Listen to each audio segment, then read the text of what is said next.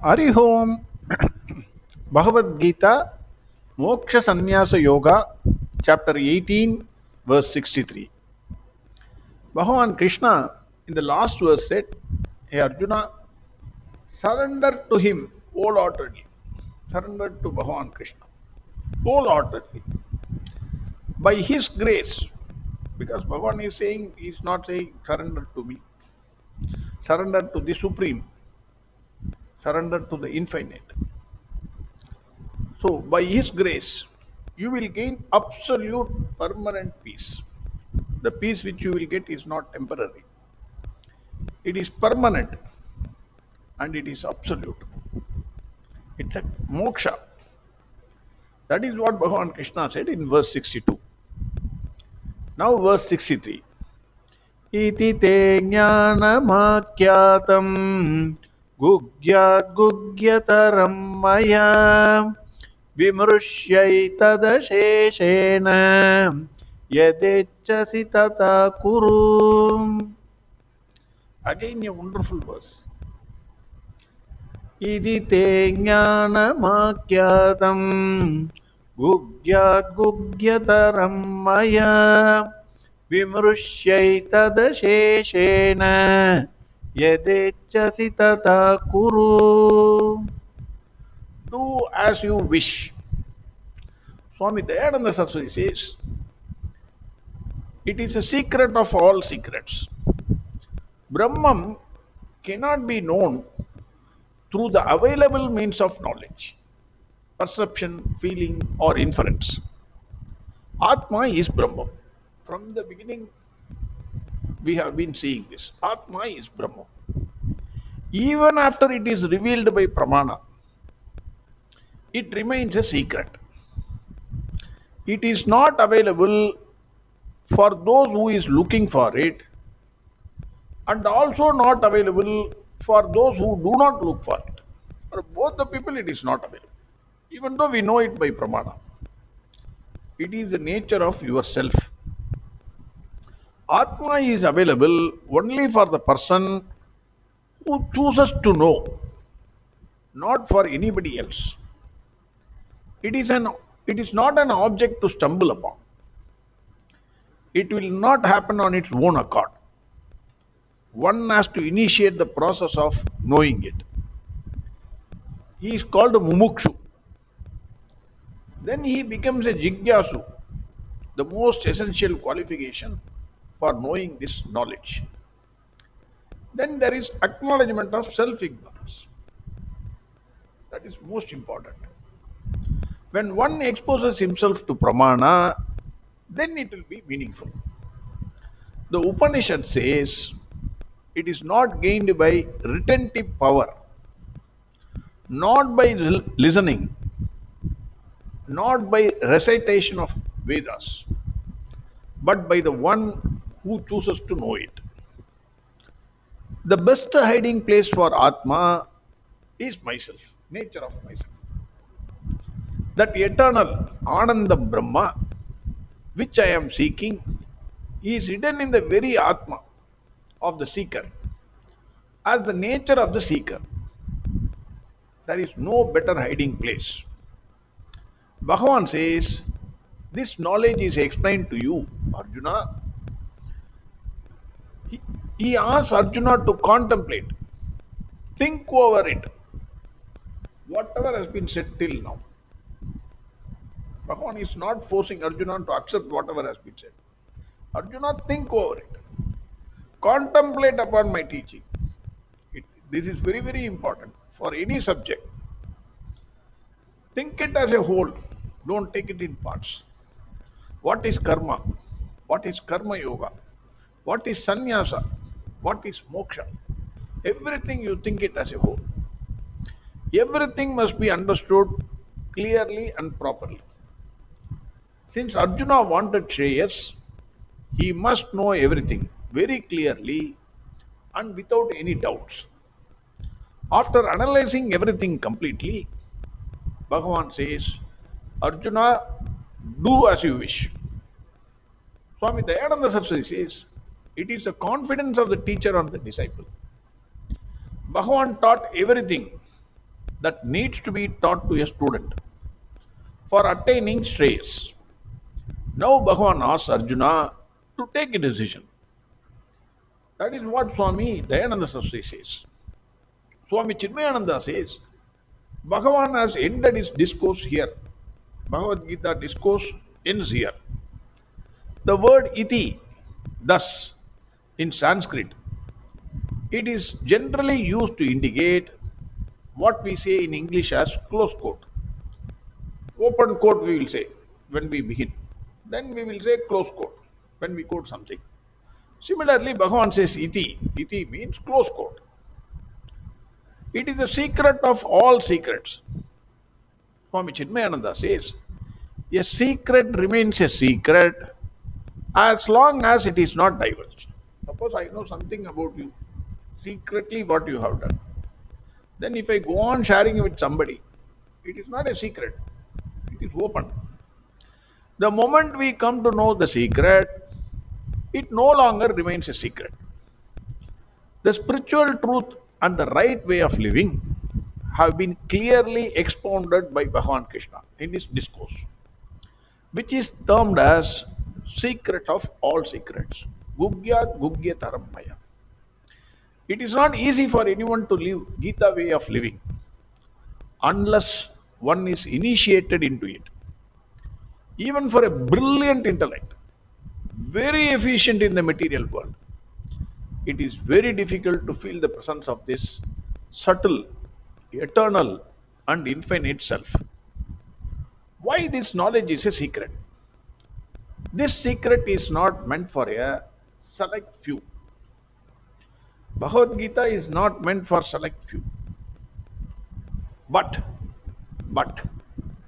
there are persons who have neither the intellectual vision, nor the mental steadiness, nor physical discipline to understand it correctly, the great truth in all its subtle implications. Because intellectual level varies. You may be brilliant, I am an idiot. You cannot give the same teaching to the brilliant and also to an idiot. It is impossible. Therefore, this is kept away from those whose intellectual vision is not there. Otherwise, what will happen? There is a danger. They may misunderstand it, this philosophy. That is more dangerous than their present position. The example I could think of is, suppose if there is a medicine for a tremendously ill person who is not well. That medicine, it may cure that patient, but tremendously ill. He has got some severe disease, cancer, let us say. So, for a cancer patient, some medicine can be prescribed. It will cure him. But the same medicine cannot be prescribed for a stomachache person. It will kill that person. So, the same medicine cannot be given to all. The same Gita cannot be given to all, naturally. So, that is why it is not meant for all. If you see, only a few people can go to Gita to know what it is. Not everybody. It is impossible. Swami Chinmayananda says, any amount of listening cannot make one gain the wisdom. Whatever you listen, you cannot gain the wisdom. The knowledge gained through reading or listening must be assimilated and must be thoroughly understood. It is a clear, direct message to me. The knowledge gained through reading or listening, it must be assimilated and must be thoroughly understood. Then alone knowledge can become wisdom. Therefore, Bhagavan asks Arjuna not to accept Krishna's saying, that is Bhagavan saying, on its face value, but asked Arjuna to think over what has been said before accepting the same. Arjuna, don't keep your mind in freezer. Don't use my mind, use your mind. You have been given a mind and intellect. So you think over it. We never use our brain. I. Bhagwan Krishna ultimately leaves the decision to Arjuna. Each one must reach Bhagavan by his own choice. There is no compulsion. Spontaneity is an invaluable requisite for all learning. Having placed before Arjuna all the facts and figures of life, principles and methods of living, Bhagavan Krishna rightly invites Arjuna to make his own independent decision after considering all his points, Bhagavan's points. Whatever Bhagavan said, you consider everything. Then you come to a decision. Self mastery, which involves moving away from the present sorrow ridden, egocentric life. What is self mastery? You, are, you have to have complete control over yourself. Moving away from your egocentric life. Moving away from here to where? To the pure joy in the freedom of the spirit. That itself is an art of living. But art cannot blossom under compulsion.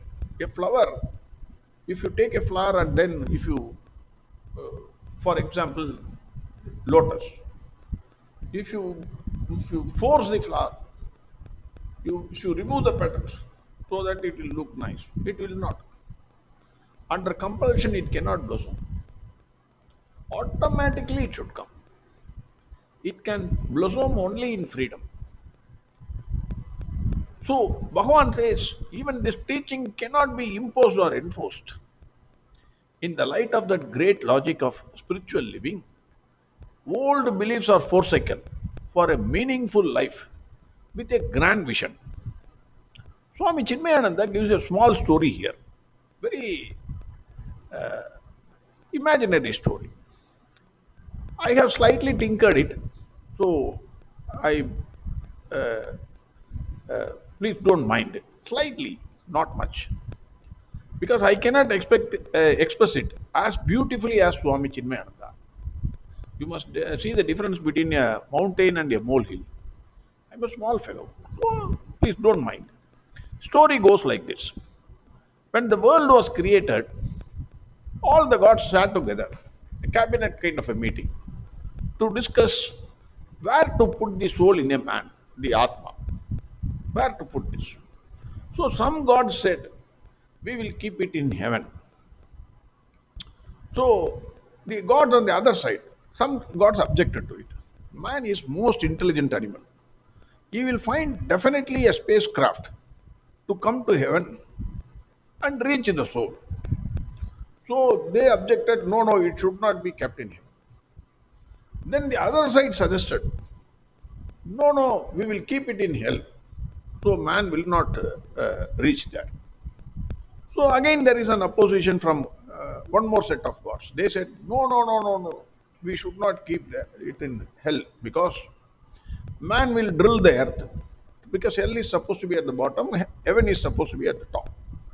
Man will drill the earth to the lowest point and then he will reach the hell. Somehow he will reach the soul. So we should not keep it there. Then they uh, broke their heads, had a tremendous discussion. Finally, they thought one thing. They had a great idea. Man will only search the outside world. All his equipments that we have given, whether it is nose or ears or anything, they are all meant to receive signal from the outside world. Hence, man is an extrovert. Keep it inside his heart, that is within. He will only search outside the world and he will not find the Atma. That is why Bhagavan has kept the Atma inside. It is yourself, nature of yourself. So, the simple example I can think of is if you want to hide something from your school going son or daughter, maybe a chocolate, maybe a cell phone. Cell phone means you have to switch it off. Then the best place is put it in his school bag. He will never find it. He will go to the kitchen, he will go to the hall, he will go to bureau, everywhere he will go. He will never search in his school bag. Similarly, Bhagavan has kept the Atma in our hearts. Bhagavan resides in our hearts, not the Atma. Atma is full. Bhagavan resides in our hearts. And we search the entire world outside. He remains a secret in spite of knowing this truth. Hence, it is the greatest of all secrets. Gugyat Gugyataram Maya. Dr. Radhakrishnan says, we must use our intelligence, exercise our discrimination. Bhagwan Krishna is seemingly indifferent, for he leaves the decision to Arjuna's choice. His apparent indifference is due to his anxiety that each one of us should get to him of our own free choice. No compulsion. You come, you don't come. It is your choice. He constrains no one, since free spontaneity is valuable.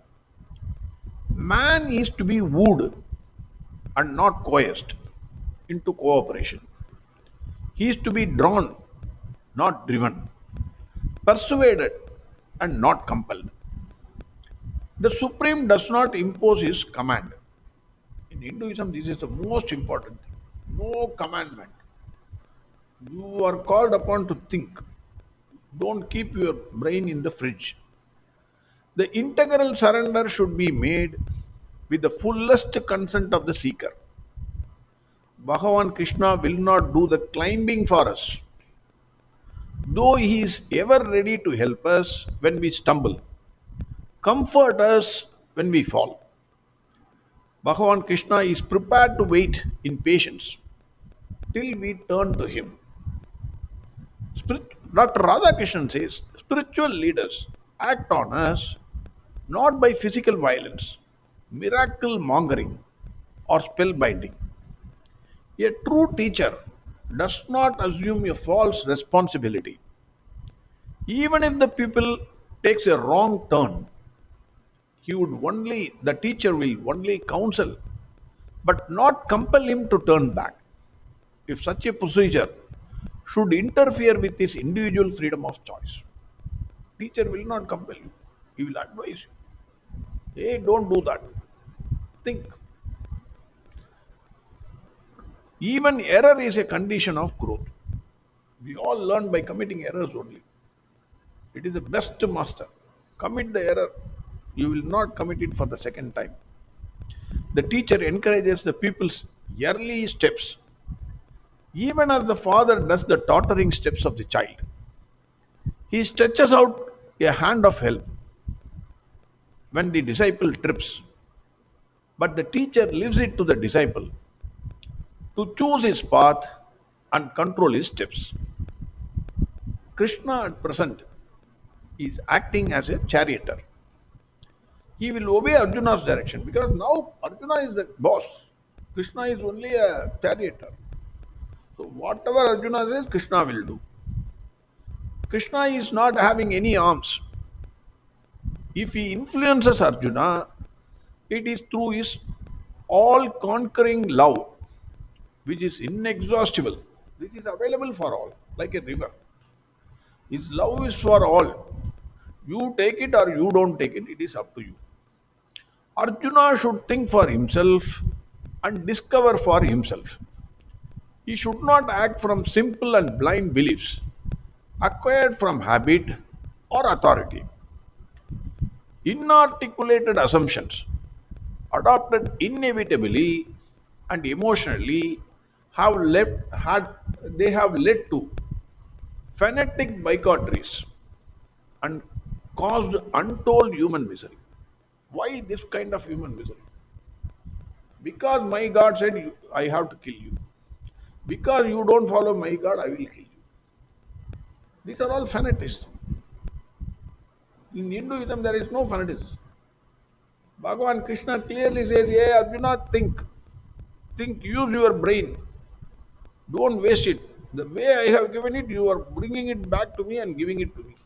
Fresh, unused. It is therefore important that the mind should seek rational and experiential justification for its beliefs. Arjuna must have a sense of real integrity, that his ideas are his own and not those imposed or on him by his teacher. That is Bhagwan Krishna. Dr. Radhakrishnan concludes teaching is not indoctrination. We must think and act. That is what Bhagwan says. Verse 63. Iti te jnanamakyadam gugyat gugyataram maya vimrushyaita vimrushyaitadasheshena Yathecchasi tatha kuru iti te jnanamakyadam gugyat gugyataram maya vimrushyaitadasheshena Yathecchasi tatha kuru. Now Bhagavan puts the ball in our court actually. We are all, I am Arjuna. 100% there is no doubt for me. So Bhagavan puts the ball in my court, in our court. Think over his teaching and lead the Gita way of life. Choice is yours. Yathecchasi tatha kuru. Do as you wish. That is what Bhagavan says. Next verse tomorrow. Hari Om Sarvam Krishnarpanamastu. Narayana Narayana Narayana Narayana Narayana Narayana Narayana Narayana Narayana Narayana Narayana Narayana Narayana Narayana Narayana Narayana Narayana Narayana